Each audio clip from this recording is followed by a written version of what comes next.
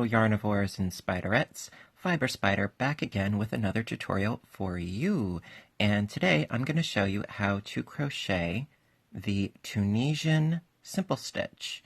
And this is a lovely, thick, durable, really robust fabric.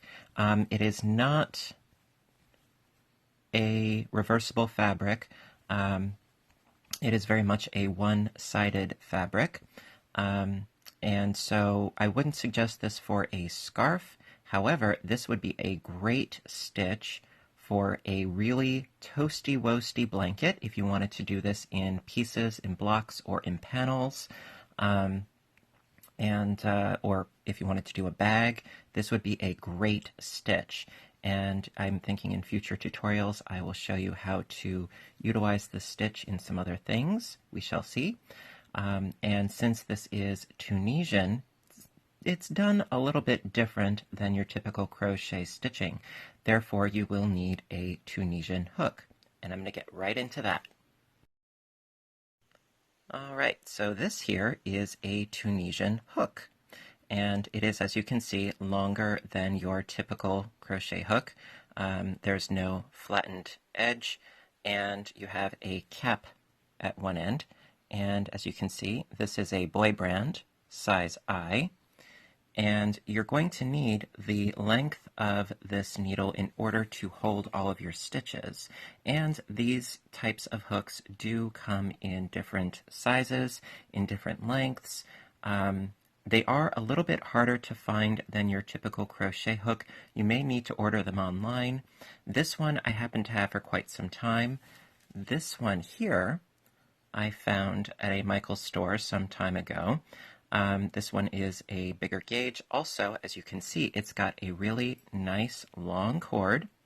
Unfortunately, I don't know what size this is, but again, boy brand.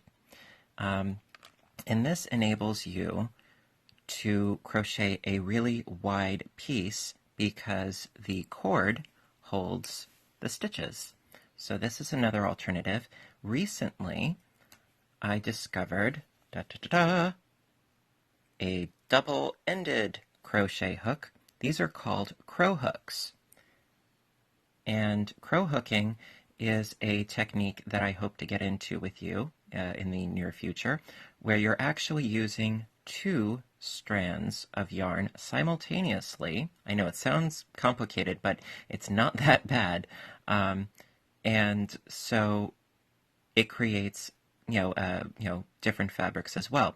Now, if you can't find something like this in your stores, and this you would need in order to do Tunisian crocheting. However, if you can't find something like this, if I may suggest picking up something like this instead in your travels. This actually is part of a set that I acquired on Amazon. It was a set of 12, and in a variety of sizes. I believe it was size D through N, and these are carbonized bamboo. Lovely, really super smooth. Absolutely love these. I've been working with them for, I would say, over a week now. Really, really like them. I believe the brand for these is Brilliant Knitting. No, not sponsored, but, if I like a product, I'll give it a shout out. Why not? And you can, of course, find these in, bamboo, plastic, aluminum, what have you. I just saw these and I thought, why not? Give it a go. So the reason why I suggest you might want to go with something like this, a double-ended hook, is because you can use it as a regular crochet hook. You can use it as a Tunisian hook. Plus, you can use it as a double-ended hook. This size actually is, I believe, 13 inches long. And believe it or not, you can actually crochet the width of an afghan on this. And that's another thing I'd like to show you in another video. So I just wanted to go through these basics from the get-go to explain the tools you may want to consider. One other thing, there is a variation that is a cross between this hook with the cord and this double-ended hook. it's actually, picture this, two of these that are connected with a cord in the middle. And so it's a really elongated version of this crow hook here, with a long cord in the middle. That isn't absolutely necessary because I have found a way in which you can accomplish essentially the same thing with one of these. So again, I just wanted to give you basically a Tunisian 101 as far as the various tools. All right, so without further ado, we will get into doing the Tunisian simple stitch. Be right back. All right, so for this tutorial, I'm going to crochet Tunisian crochet, the simple stitch, with a size L hook and a worsted weight yarn. Now, I have seen a lot of tutorials on how to do this, and they say that the curling is a problem. They also say that using a larger hook definitely helps, and I agree, because the fabric has a tendency of curling. Well, even though this is a worsted weight yarn, and typically I would use, say, a size I crochet hook, this is a size L, and we shall see what the results are. Should be a little less curling. So basically you start with a slip stitch, just as you normally would, and we are going to do a chain stitch. Again, nothing new, just doing a regular chain stitch, just going right along, and the number of chains is going to be the width of the piece. So I'm just going to do just a random number of chains, something arbitrary, no big deal. But the number of chains, that is going to be, as I've said, the width of your piece. So you may not want to do so many chains that it goes beyond the length of your Tunisian hook. So I just chained a couple, okay? And now what you're going to do is you're going to do the forward pass. You're going to pick up stitches.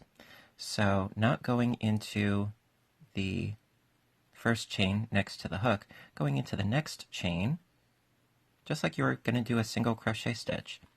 You put your yarn through the chain, pull up a loop, and you keep that loop on there. So now you've got two loops. And you go into the next chain, pull up a loop, keep that loop on there. Go into the next chain, pull up a loop, and so on and so forth. And you just keep going across, pulling up a loop, and keeping it on there. Almost as if you were casting on for knitting. And this is also similar to knitting in that you're keeping stitches on the tool that you're using, although it's a little more forgiving in some respects. All right. So you have all of your cast on stitches, and now we're going to do the return pass. So basically, not using your tail, be sure to use your working yarn. What you're going to do is you are going to grab a loop and pull it through just one of your loops. Then grab your yarn and then pull it through two loops. Grab your yarn, pull it through two loops. Grab your yarn, pull it through two loops, and you're going to do this for the rest of this return pass. And you just keep grabbing you grab your yarn and you just keep pulling it through two loops as you go to the end.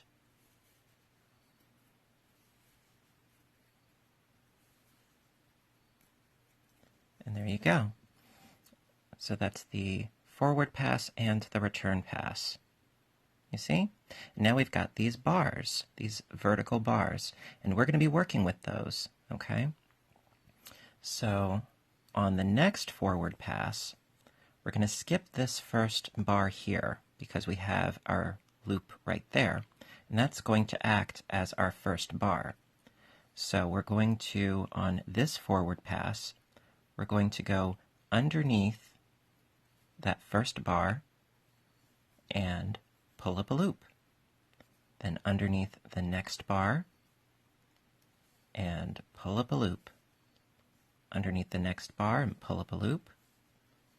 Underneath the next bar, pull up a loop. Sort of like, for those of you that remember what they were like, I know I do, typewriters. You're going back and forth and back and forth and back and forth. But we're only working on one side. We're not turning the work at any given point. We're just working on one side. And because we are working on one side, it does have a tendency to curl. All right, so now we've reached the last bar. And so we're going to go underneath that last bar, and we pull up a loop, like so. And so that was our forward pass. Now we're going to do the return pass.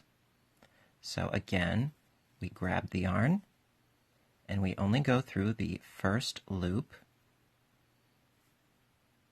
Then we grab the yarn, and we go through 2 loops. Grab the yarn, go through 2 loops. Grab the yarn, go through 2 loops. Grab it, pull through 2. Grab it, pull through 2. Grab it, pull through 2. Grab it, pull through 2, and so on and so forth. And that is, I believe, why they call this the Tunisian simple stitch, because you're just going back and forth and back and forth, and it really is quite simple, believe you me. And I rather like it, you know. And as I've said before, there are a number of different kinds of projects that you can do with this stitch. I did, in fact, do a blanket utilizing this stitch for a queen-size bed, and it was composed of squares about, there we go, squares about, like, you know, yay big, you know, a couple inches by a couple inches, and it took me, literally, it took me, I want to say, several years to accomplish, and I might show that to you at some point in a future video. But I just want to give you the idea that, yes, it is possible that you can do this. Now, this is curling a little bit, but not nearly so much as this one, because this one I used the same yarn, but I used a smaller hook. So bigger, in this case, is better as far as the curling is concerned, okay? And in spite of the fact that I'm using a much larger hook, you can't see my fingers through the fabric because it's a very dense, very thick fabric. So this is very, very, very toasty. I will say that. You know, Tunisian is extremely toasty, which on cold nights, this comes in handy, let me tell you. And so I'm going to do the return pass again. So again, grabbing the yarn, pulling through 1, grabbing the yarn, pulling through 2, grab the yarn, pull through 2, grab the yarn, pull through 2, and so on and so on. And it really is as easy as that. Now, like I was saying before in reference to the hooks, I would suggest, from personal experience, I would suggest getting a set of the hooks. You know, I'm not going to say which brand you should get by any means, to each their own, of course. However, I would suggest strongly getting a set only because the different thicknesses of yarn, because right now I'm working on several projects with several of these hooks, the difference in the thickness of yarn, even if it's a slight difference, it does make a big difference on the weave of the fabric and the tightness of the fabric. And everybody's tension is completely different, as I'm sure you know. And that being said, right now, yes, I'm using a worsted weight yarn and a size L crochet hook, and I have a pretty nice fabric going on here. It isn't curling terribly, a bit, but not terribly. If you're using a natural fiber, you can block it and you can tame the curling just a little bit, but you could be using the same yarn and the same hook and end up with a different result. So until you know what stitch and what yarn goes well with your gauge, I would suggest getting a set, which is the same thing I say to anybody who's getting a set of regular crochet hooks. You can go based on the label of what the yarn says for regular crocheting. Like a worsted would be typically, a 4-ply, weight of 4 yarn, and you would generally use a size I crochet hook. I have a tendency of crocheting rather tightly, therefore I usually go a size up. With knitting, same thing. It would call for a size 8 needle for a worsted weight. I usually use a size 10. Now with Tunisian, generally speaking, they call for using a size hook that would be 2 to 3 sizes up from the size that you would normally use. See, this isn't curling that bad at all, comparatively speaking. So that gives you, a little bit of my experience with Tunisian and the tools and a little bit of advice for you. I know it may seem like I am just painfully rambling, but I believe that if I can inform you about my experience and impart that to you, and if it's at all helpful, then great. Knowledge is power, sharing is caring, and I care very much about you all being happy with what you're stitching, because I know it can be frustrating, believe you me. All right, another way also, like I said, as far as eliminating some of the curl, is that if you attach this piece to another piece, that will help, because it will, in a sense, anchor it. So now, last step I'm going to show you is how to bind off. Because right now we have these big open holes at the top here, right? All right, so in order to bind off, really, really simple. All you need to do is go under that first bar, just as we have been. Well, not the first bar, because we're still going to leave that one alone. But you go into that bar underneath, and you pull up a loop, but you slip stitch through both loops on the hook, and that closes it up. And then, so you still have one loop left on your hook. You go underneath the next bar, and you slip stitch underneath both loops on your hook. And I'm going to do that all the way across, going underneath the next bar, slip stitch through both loops on the hook, and go through the next, slip stitch through both, go through the next bar, slip stitch through both. You see? And you go through the next, slipping through both, all the way across. I really hope that you've enjoyed this tutorial for the Tunisian simple stitch, and I've got a bunch of other tutorials in mind that I would love to show you in regard to Tunisian, crow hooking, etc. So I'm going to go underneath this last bar here, like so.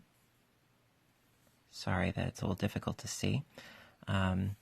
So please stay tuned, because I do have more that I would love to show you. See a nice finished edge there. Isn't that nice?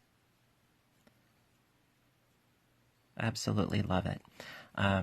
So if you like this video, please hit the like button. Your support means ever so much to me. If you have any questions, comments, what have you, do so in the comments section down below. I love hearing from you. And if you haven't hit the subscribe button already, please do so, because I try to post videos as often as I can, because this is my passion, this is what I love, and I love sharing it with you all. So listen, my dears, until next time, I want you to stay inspired, stay caffeinated, and above all, stay stitching. I love you guys, and I'll see you in the next video. Bye for now.